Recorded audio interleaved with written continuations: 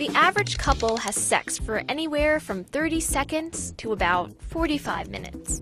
Now, 45 minutes sounds long, until you consider the brown antechinus.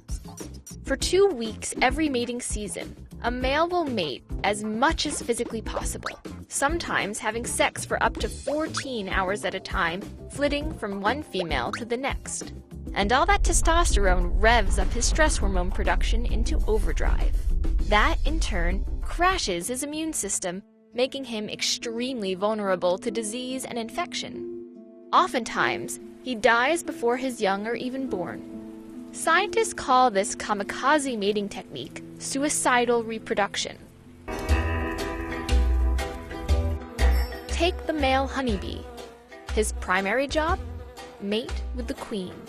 But sadly for him, he only gets to mate once. Because during the act, his reproductive organs are ripped off, and his testicles explode. In the process, his semen shoots through her oviduct, where she stores it for later use. Hey, at least it's a quick death, especially compared to some deep-sea anglerfish. Like the triple-wart sea devil. This one's a female. And you see that tiny parasite on her side? That's the male. It would be like if a human male only came up to a woman's ankle. Instead of hunting for his own food, the male bites into the female, fusing his body with hers and living off the nutrients in her blood. In return, he provides the one thing he has to offer: sperm. But there's a catch. In the process, his body shrivels up. He loses his eyes, fins, and most internal organs, until, ultimately, he becomes just a portable sperm bank for the female. Fortunately, not all males have it that rough. The short-beaked echidna survives mating, but his sex life is anything but ordinary. He'll line up with around 9 other males and follow a single female for up to a month during mating season. But here's the interesting part.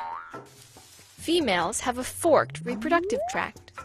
But that doesn't deter the males, because they have a 4-headed penis. So during sex, the male alternates, swapping out spent pairs as each fires its semen. And that semen is supercharged. Hundreds of sperm glom together into bundles, which can swim faster than individual sperm, increasing their chance of fertilization. If that's not impressive enough, his penis reaches nearly a quarter of his body length when erect. But that's nothing compared to a barnacle's. That little crustacean has proportionally the longest penis of any animal on Earth, spanning up to 10 times his body size.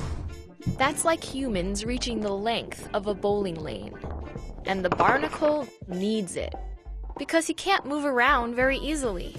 So he casts out his giant penis like a fishing line to find a mate. It waves about in the current, reaching to touch and fertilize the female organs of its neighbor.